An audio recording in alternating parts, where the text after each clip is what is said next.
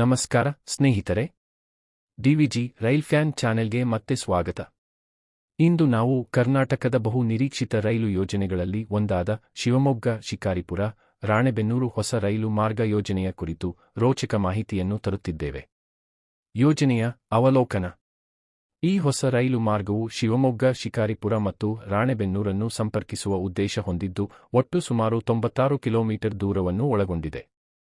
ಈ ಯೋಜನೆಯನ್ನು ದಕ್ಷಿಣ ಪಶ್ಚಿಮ ರೈಲ್ವೆ ನಿರ್ವಹಿಸುತ್ತಿದ್ದು, ಇದು ಮಲೆನಾಡು ಮತ್ತು ಮಧ್ಯ ಕರ್ನಾಟಕ ಪ್ರದೇಶಗಳ ನಡುವೆ ನೇರ ರೈಲು ಸಂಪರ್ಕವನ್ನು ನೀಡಲಿದೆ. ಈ ಯೋಜನೆ ಪೂರ್ಣಗೊಂಡ ನಂತರ ಪ್ರಯಾಣಿಕರ ಸಂಪರ್ಕ, ಕೃಷಿ ಸಾಗಣೆ ಮತ್ತು ಕೈಗಾರಿಕಾ ಅಭಿವೃದ್ಧಿಗೆ ಮಹತ್ವದ ಉತ್ತೇಜನ ದೊರೆಯಲಿದೆ. ಮಾರ್ಗ ಮತ್ತು ಪ್ರಮುಖ ನಿಲ್ದಾಣಗಳು.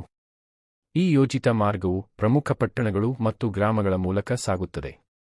ಶಿವಮೊಗ್ಗ, ಆಯನೂರು, ಶಿರಾಳಕೊಪ್ಪ, ಶಿಕಾರಿಪುರ, ಮಾಸೂರು, ಹಿರೇಕೆರೂರ, ರಾಣೆಬೆನ್ನೂರು. ಈ ಮಾರ್ಗವು ರಾಣೆಬೆನ್ನೂರಿನಲ್ಲಿ ಬೆಂಗಳೂರು, ಹುಬ್ಬಳ್ಳಿ ಮುಖ್ಯ ಮಾರ್ಗವನ್ನು ಸಂಪರ್ಕಿಸುತ್ತದೆ ಹಾಗೂ ಪಶ್ಚಿಮ ಭಾಗದಲ್ಲಿ ಭಟ್ಕಳ, ತಾಳಗುಪ್ಪ, ಶಿವಮೊಗ್ಗ ಮಾರ್ಗಗಳೊಂದಿಗೆ ಜೋಡಣೆ ಹೊಂದಲಿದೆ. ಇದರಿಂದ ರಾಜ್ಯದಾದ್ಯಂತ ಒಂದು ಪ್ರಮುಖ ರೈಲು ಮಾರ್ಗದ ನಂಟು ನಿರ್ಮಾಣವಾಗಲಿದೆ. ಪ್ರಸ್ತುತ ಕೆಲಸದ ಪ್ರಗತಿ. ಭೂಸ್ವಾಧೀನ ಕಾರ್ಯವನ್ನು ಶಿವಮೊಗ್ಗ ಮತ್ತು ಶಿಕಾರಿಪುರ ನಡುವಿನ ಹಲವಾರು ಭಾಗಗಳಲ್ಲಿ ಕೈಗೆತ್ತಿಕೊಳ್ಳಲಾಗಿದೆ.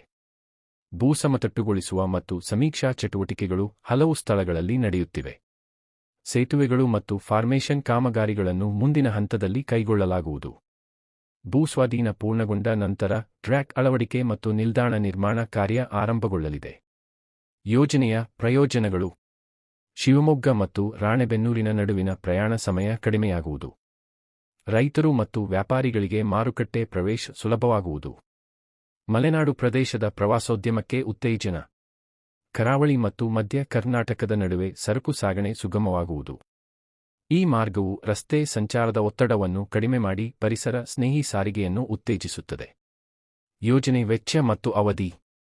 ಯೋಜನೆಯ ಅಂದಾಜು ವೆಚ್ಚ ಸುಮಾರು 1 ಕೋಟಿಯಾಗಿದ್ದು, ಸಂಪೂರ್ಣ ಅನುದಾನ ದೊರೆತ ನಂತರ ಭೂಸ್ವಾಧೀನ ಮತ್ತು ಅನುಮೋದನೆಗಳು ಪೂರ್ಣಗೊಂಡು 3 ರಿಂದ 4 ವರ್ಷಗಳಲ್ಲಿ ಯೋಜನೆ ಪೂರ್ಣಗೊಳ್ಳಲಿದೆ.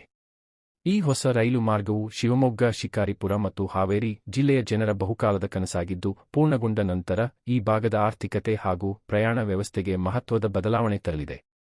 ಹೀಗಾಗಿ ಸ್ನೇಹಿತರೆ, ಈ ಹೊಸ ರೈಲು ಮಾರ್ಗ ಯೋಜನೆ ಬಗ್ಗೆ ನಿಮ್ಮ ಅಭಿಪ್ರಾಯವೇನು? ಕಾಮೆಂಟ್ಗಳಲ್ಲಿ ತಿಳಿಸಿ.